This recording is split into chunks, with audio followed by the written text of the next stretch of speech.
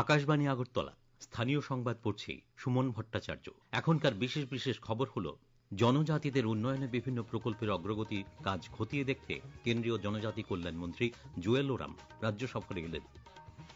বিদ্যুৎ মন্ত্রী রতনলাল নাথ রুখিয়ায় 120 মেগাওয়াট ক্ষমতা সম্পন্ন কম্বাইন্ড সাইকেল গ্যাস টারবাইন বিদ্যুৎ প্রকল্পের ভূমি পূজন করেন।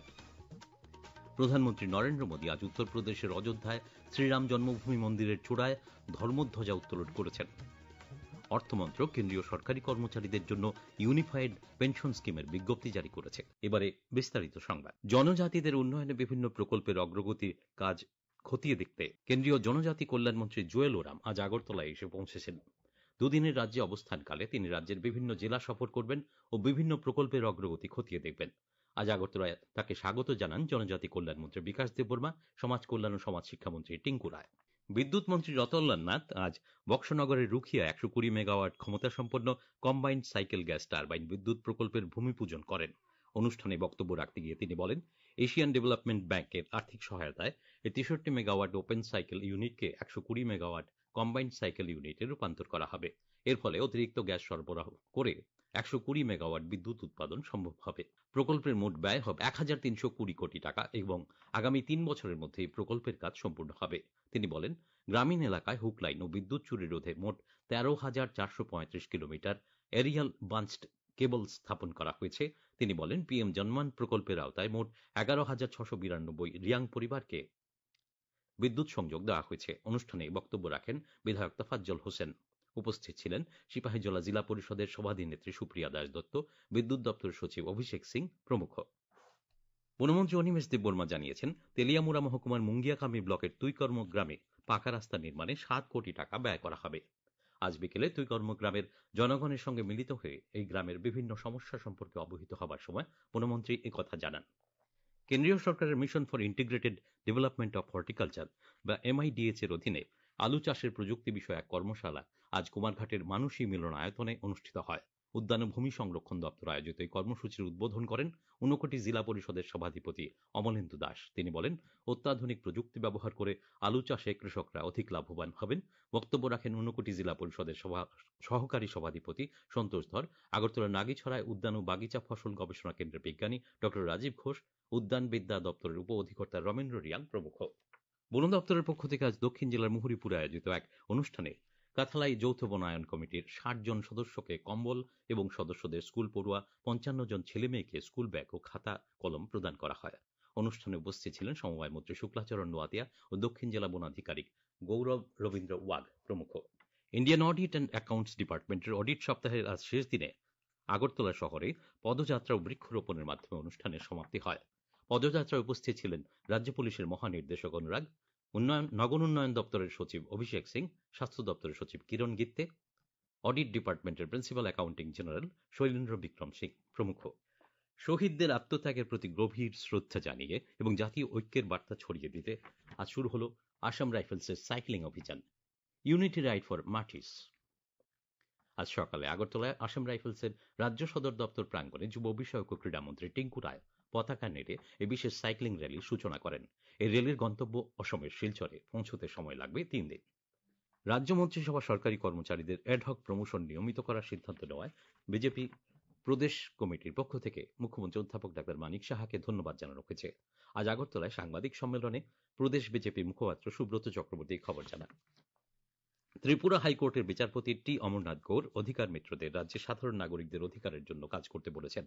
আজ ত্রিপুরা রাজ্য আইন সেবা কর্তৃপক্ষের কনফারেন্স হলে আয়োজিত নতুন নিযুক্ত অধিকার মিত্রদের প্রশিক্ষণ শিবিরে তিনি কথা বলেন। শিবিরে 10 জন অধিকার মিত্রকে সম্বর্ধনা দেওয়া হয়। উপস্থিত ছিলেন রাজ্য আইন সেবা কর্তৃপক্ষের সদস্য সচিব ঝুমা দত্ত চৌধুরী, উপসচিব অনিন্দিতা দেবরায় প্রমুখ। সারা ভারত গণতান্ত্রিক নারী সমিতি পশ্চিম জেলা কমিটির উদ্যোগে আজ আন্তর্জাতিক নারী নির্যাতন বিরোধী দিবস উপলক্ষে নারী নির্যাতন ও প্রতিকার শীর্ষক এক সেমিনারের আয়োজন করা হয়। অনুষ্ঠানে উপস্থিত ছিলেন সংগঠনের রাজ্য নেত্রী রমা দাস, ঝর্ণা দাস বৈদ্য, কৃষ্ণা রক্ষিত, মিতালি ভট্টাচার্য প্রমুখ। তারা নারী নির্যাতন প্রতিরোধে কঠোর আইন প্রয়োগ, সামাজিক সচেতনতা বৃদ্ধি এবং প্রশাসনিক তৎপরতা জরুরি বলে অভিমত ব্যক্ত করেছেন। প্রত্যন্তের জনজাতি জনপদে আশীর্বাদ হয়ে উঠেছে প্রধানমন্ত্রী জনমান যোজনা ও ডিভাইন প্রকল্প। এই দুই জনকল্যাণের প্রকল্প যেন তৈরি করছে জনসুবিধায়নের প্রকৃত সংজ্ঞা। ভারত বাংলাদেশ সীমান্ত সংলগ্ন ত্রিপুরার উত্তর জেলার প্রত্যন্ত পাহাড়ি ছৈগরপুর ও ও পুষ্পরামপাড়ার 50টি পরিবারে 2 প্রকল্পের সৌজন্যে পৌঁছে গেল পরিশ্রুত পানীয় জল ও বিদ্যুতের আলো। এ নিয়ে একটি প্রতিবেদন। ভৌগোলিক অবস্থান ও বনাঞ্চলের কারণে এতদিন জল বা বিদ্যুতের মতো মৌলিক চাহিদার পূর্তি অধরাই ছিল এই দুই গ্রামে। কেন্দ্র ও রাজ্য সরকারের যৌথ উদ্যোগে এবার সৌরশক্তির প্লান্টে সেই অভাব পূরণ হয়েছে। কাঞ্চনপুর মহকুমার দশদা আরটি ব্লকের ভিডিও আউমপুইয়া ডারলং জানালেন, স্বাধীনতার 75 বছর পর এই পরিষেবা পৌঁছে দিতে পেরে আমরা গর্বিত। সরকারের লক্ষ্য হল প্রত্যন্ত এলাকার মানুষকেও উন্নয়নের মূল ধারায় পৌঁছে দেওয়া। কয়েকটা পাড়া আছে দশদার আন্ডারে, যেখানে বর্ডার ভিলেজ, ইন্টেরিয়ার ভিলেজ আছে। তো মেইনলি এইখানে অনেক আগে থেকে বিদ্যুৎ এবং জলের পরিষেবা দিতে পারেনি, কিন্তু এবার পিএম জনমন এবং পিএম ডিভাইনের স্কিমের আন্ডারে সোলার পাওয়ার নিয়ে ওইখানে জল এবং বিদ্যুতের ব্যবস্থা করতে পেরেছে। ওখানে প্রায় 50 পরিবারের মতো ছৈগরপুর আর পুষ্পরামপাড়াতে আমরা বিদ্যুৎ এবং জলের ব্যবস্থা করতে পেরেছি আন্ডার পিএম ডিভাইন এবং পিএম জনমন স্কিম। এক সময় অন্ধকারে ডুবে থাকা গ্রামগুলো আজ আলোকিত। পানীয় জলের জন্য দীর্ঘ পথ হাঁটার দিনও শেষ তাদের। সুমন ভট্টাচার্যের প্রতিবেদন, সংবাদ কক্ষ থেকে রাহুল লোধ, আকাশবাণী, আগরতলা। এই খবর শুনছেন আকাশবাণীর আগরতলা কেন্দ্র থেকে।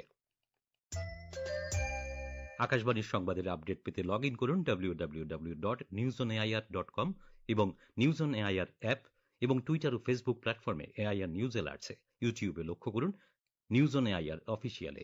এছাড়াও আকাশবাণী আগরতলার সংবাদ আপডেট পেতে দেখুন টুইটার বা এক্স হ্যান্ডেলে আকাশবাণী নিউজ আগরতলা বা ফেসবুকে এআইআর নিউজ আগরতলা এবং ইউটিউবে আকাশবাণী নিউজ আগরতলা।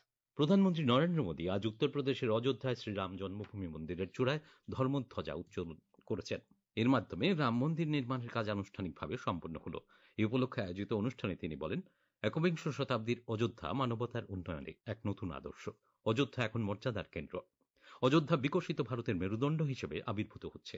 भगवान श्री राम के गर्भगृह की अनंत ऊर्जा, श्री राम परिवार का दिव्य प्रताप इस धर्म ध्वजा के रूप में इस दिव्यतम भव्यतम मंदिर में प्रतिष्ठापित हुआ है।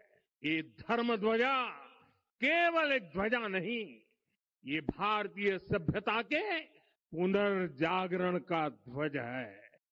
প্রধানমন্ত্রী আরো বলেন, গত 11 বছরে সমাজের প্রতিটি ক্ষেত্র, নারী, দলিত, অনগ্রসর শ্রেণী, অত্যন্ত অনগ্রসর শ্রেণী, জনজাতি সম্প্রদায়, বঞ্চিত, কৃষক, শ্রমিক এবং যুব সমাজ উন্নয়নের কেন্দ্রবিন্দুতে স্থান পেয়েছে। দেশের প্রতিটি ব্যক্তি, প্রতিটি ক্ষেত্র এবং প্রতিটি অঞ্চলকে ক্ষমতায়িত করার মধ্য দিয়ে 2047 সালের মধ্যে একটি বিকশিত ভারত গড়ে তোলা হবে। তখন দেশ স্বাধীনতার 100 বছর উদযাপন করবে। আগামী 1 ডিসেম্বর থেকে শুরু হচ্ছে সংসদের শীতকালীন অধিবেশন।